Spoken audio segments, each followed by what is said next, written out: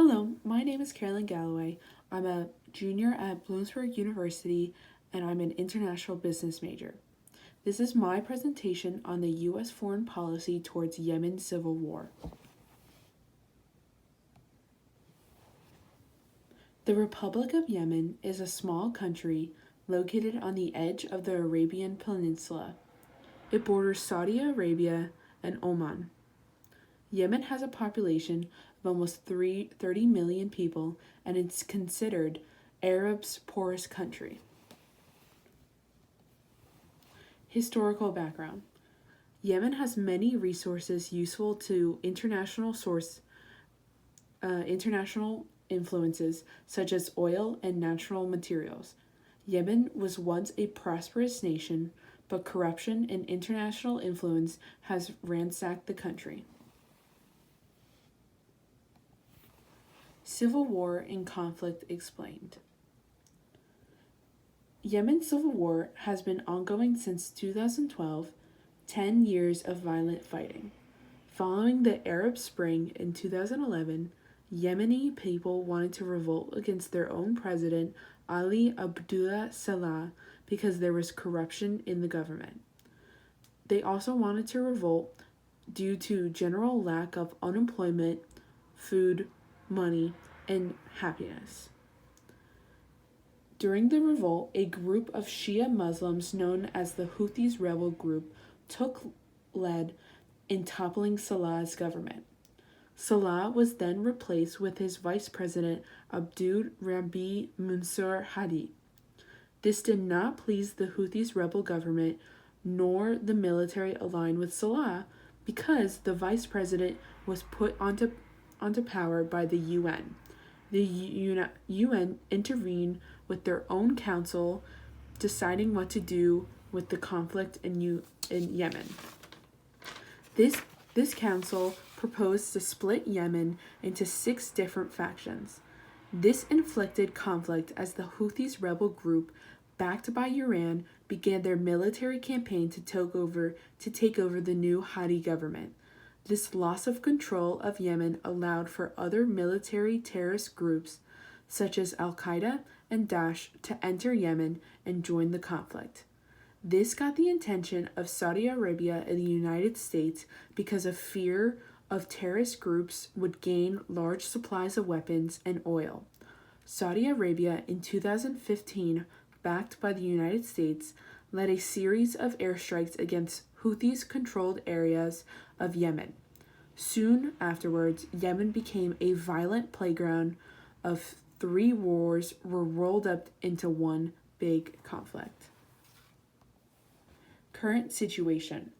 The current situation in 2022 in Yemen is almost at a 6-year stalemate. Both the Houthi rebel group refuse to back out, the Hadi-led government will not leave, and the terrorist groups are reaping benefits from both sides. Left behind is what the UN calls the worst humanitarian crisis ever. Over 12,000 Yemen people are dead, 3 million are displaced or fled, and 17 million face famine. And Yemen has had the largest cholera outbreak ever in modern times. This is due from the chaos created by the civil war and modern medicine not being able to distribute throughout the country. This is not including COVID cases and the increasing death rate rise. United States and Yemen. The United States deems Yemen important because of the increasing threats bubbling in the country. The United States wants to help Yemen that desperately needs help. The United States does not want the Houthi rebel group to gain oil and more power, as this allows Iran to receive a strong hold on the country's resources, including oil. The United States also wants to squash all terrorist groups to exist within the country and to have the country safe once again. U.S. foreign policy. U.S. foreign policy under President Joe Biden has announced to put a serious effort in to help the people affected by this war. This will not be a quick turnaround for the U.S. and will need several policies, groups, and discussions. The U.S. is also trying to still negotiate a ceasefire between Saudi Arabia and the rebels. This will hopefully lead to a demilitarization in Yemen and will allow foreign aid to reach those in need. Recommendations for the United States. The recommendations for the United States must include making strong on our promises. Both during the President of Obama and President Trump turned their backs on the country of Yemen and allowed these terrorists and many other groups to take a part of the country.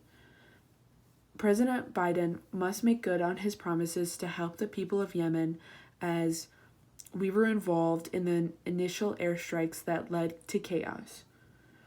The United States also must raise more awareness for the citizens' situation in Yemen. Thousands of people are without clean water and thousands more are without food. The United States should also use the UN to lead discussions on a ceasefire or create more discussions on how to end the stalemate. While humanitarian aid is good for the country of Yemen, if the humanitarian aid cannot reach the citizens in need, then this will all be for nothing. The UN and the United States must lead these discussions on how to end ceaseless violent fighting within the country so that the citizens may then be able to rest and complete their journey. These recommendations must be dealt with now before it is too late for the country of Yemen and all-out war will break out between most Middle Eastern countries fighting for fighting for resources and more oil. Thank you for listening to my presentation on U.S. foreign policy towards Yemen's civil war.